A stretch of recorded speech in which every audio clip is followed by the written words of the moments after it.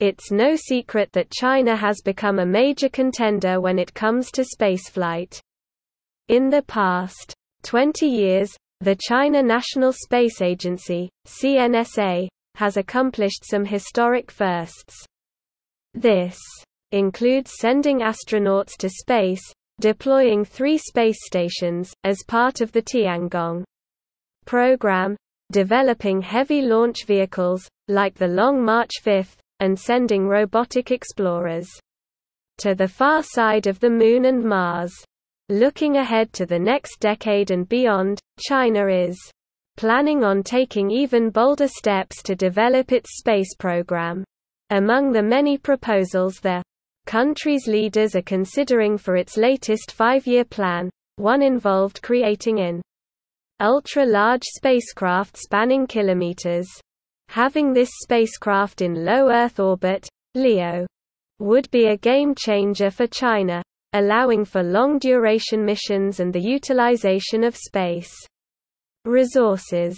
This proposal comes at a time when China has been achieving multiple milestones in space.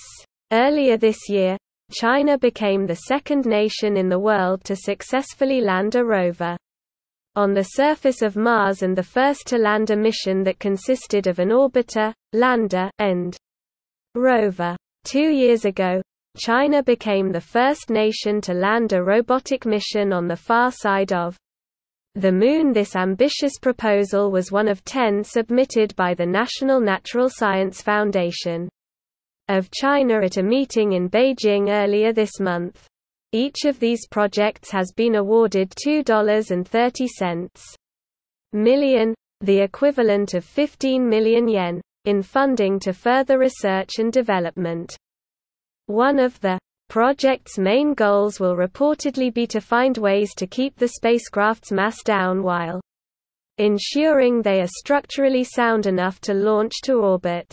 According to the project outline, published by the Chinese Foundation, and cited by the South China Daily Mail, SCDM, the spacecraft elements will be built on Earth and then launched individually to orbit to be assembled in space. The same outline specifies how this spacecraft will be a major strategic aerospace equipment for the future use of space resources, exploration of the mysteries of the universe and staying in long term. Given the specifications cited in the document, there is a great deal of skepticism about this proposal. For starters, it would take a ridiculous number of launches to deploy all of the necessary elements to space. For comparison, the International Space Station, ISS, is the largest artificial structure ever assembled in orbit. Yet, it took dozens of launches and many years to assemble, and at considerable cost to all its participants. The largest elements went up first, which included NASA's Destiny and Unity modules, the Soviet-Russian Zarya and Zvezda modules, as well as the integrated truss structure, and solar arrays. It took 42 assembly flights to deliver these elements, 36 of which were performed using the Space Shuttle, while the remainder were conducted with the Russian Proton or Soyuz U launches. Since assembly began in 1998, no less than 232 extravehicular activities (EVAs) were required to assemble and maintain them. All told, the ISS has cost a total of $150 billion to develop and build, with NASA and Roscosmos incurring the majority of these expenses. The station also requires $4 billion a year for operations and general upkeep, a burden that is shared today by 15 member nations and their respective space programs. And yet, the ISS measures 109 meters, 356 feet, from end to end, whereas the proposed Chinese platform calls for a structure at least 20 times that size.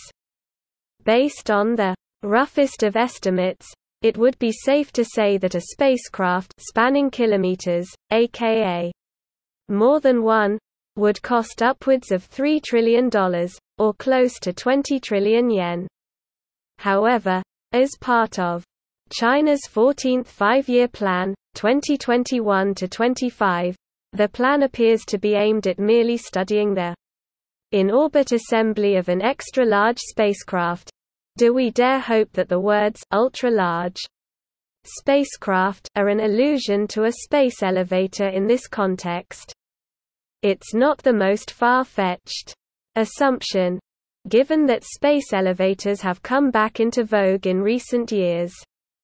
Thanks to the development of carbon nanotubes, graphene, diamond nanofilament, and other supermaterials, space agencies, and architectural firms worldwide have been investigating the concept with renewed interest.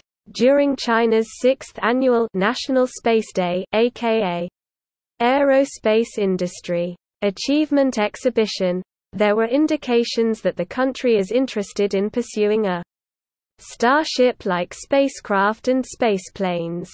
And more recently, China announced plans to conduct crewed missions to Mars by 2033 as part of a long-term plan to build a permanent base there, thus superseding NASA's plan to send astronauts there in the next decade, whatever the long-term goal is with this kilometer-spanning spacecraft proposal. It is clear that China is taking its newfound status as a major space player very seriously. It's also clear that they intend to expand on that in the coming years, to the point that they would replace NASA and Roscosmos to become the world's leading power in space.